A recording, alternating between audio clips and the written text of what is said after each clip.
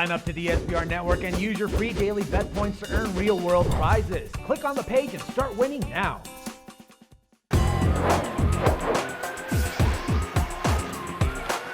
Hi, welcome to SBR Forum Videos. I'm Peter Loshak. We are continuing our NBA Conference Update show for March 6th. We do this call every few weeks with Jordan Sharp, and there's about 60 games into the NBA season. We got about 20 games left. Now we're going to cover the Western Conference. Jordan, thanks for being back with us.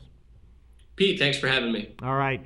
The West, let's start with the Thunder, right? Now, you know, they did have a short stretch where they lost 4 straight against the spread. They were 0-4-1 against the spread in the 5 games before their last 2. They did cover their last 2 games. That was against Charlotte and Philadelphia. We know how you feel against Philadelphia, so probably you don't put stock in that Philadelphia cover, right?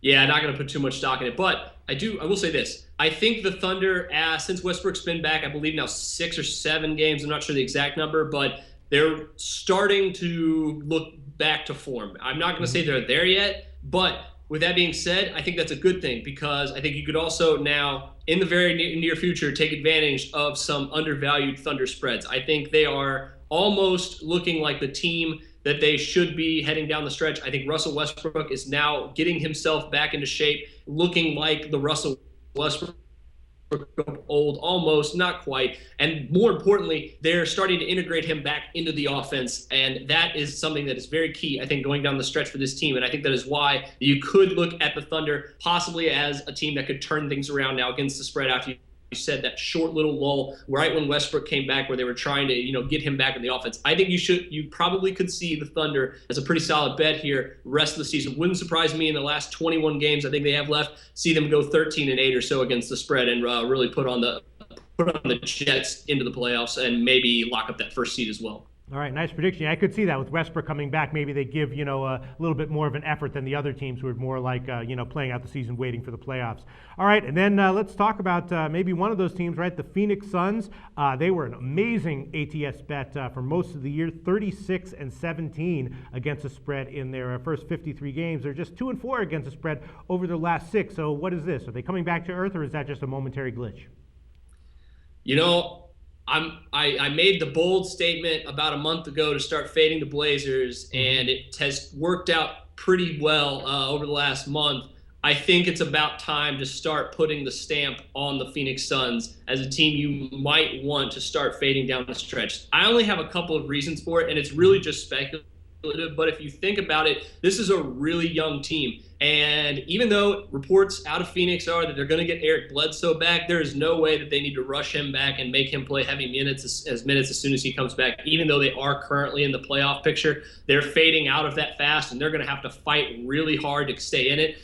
And to be quite honest, I don't think they care if they make the playoffs or not. But I do think that from where they're at right now, this team could be a really solid fade going forward because of how young they are. They're probably pretty tired. It's late in the season. Goran Dragic has been hurt. They have some other injuries to Plumlee right now. So their core guys starting to break down a little bit, and it wouldn't surprise me to see this team start to play back to a little bit of the level of what we not expected of them at the beginning of the season, but what we came to believe in them about halfway through is that this is still a solid team, maybe not a playoff team, but I do think that they are, because of how well they played ATS all throughout the season. At this point, with 20 games left, you could see a pretty sharp turnaround. It would not surprise me at all to see the Suns be a negative value going forward for the rest of the season. Okay, I like that analysis, Jordan. And then the Memphis Grizzlies, pretty solid team. They've gotten some pretty solid covers recently. What do you think? You think they'll be generally a decent bet going forward?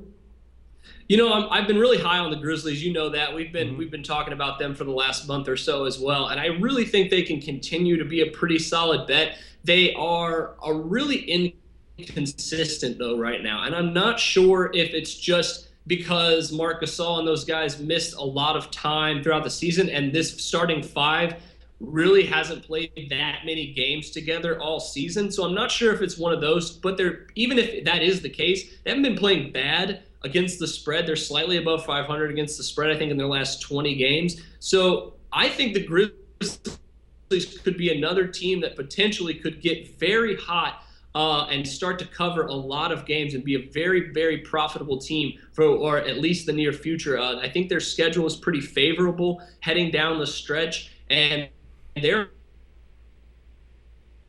fighting. They're another team fighting for playoff spots. You know they're going to give their every last bit of effort every night. And of course, at this point in the season, there's a lot of teams they're going to be facing over the last 20 games that aren't going to be giving that much effort. So if the spread and number is right, I think you could really see the Grizzlies as a profitable team going forward. I'm a little bit skeptical right now, but I'm still buying the Grizzlies right now. All right, Jordan, I like what you've had to say in this call. Maybe bet on the Thunder and the Grizzlies, maybe bet against the Suns. From the rest of the West, what are some teams that we might want to keep an eye out for, either with betting value on or betting value against?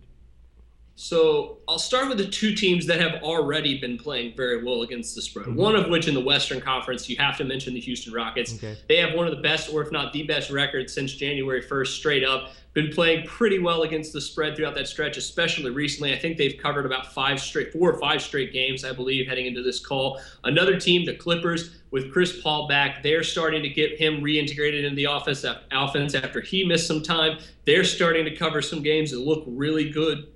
They could be a threat to really go on a run. However, I think more so with the Clippers than the Rockets, I'm a little bit more concerned about them possibly becoming overvalued at some point because they're the Clippers, they're LA, they get overhyped a lot.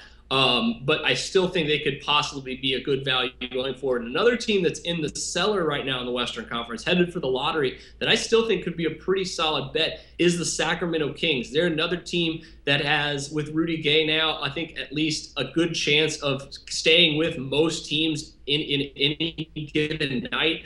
But the problem with them is they just don't really play with much intensity every night. They really don't come to play every night. But I do think they have a favorable schedule coming up within the next, I think, 8 to 10 games. They play some Eastern teams. They play the Lakers, I think, twice in that stretch. So look at the Kings maybe as a team that could be at least a short-term possible bump in the ATS value going forward in the West. All right, great call this week, Jordan Sharp. Thanks so much, and we'll talk to you again very soon.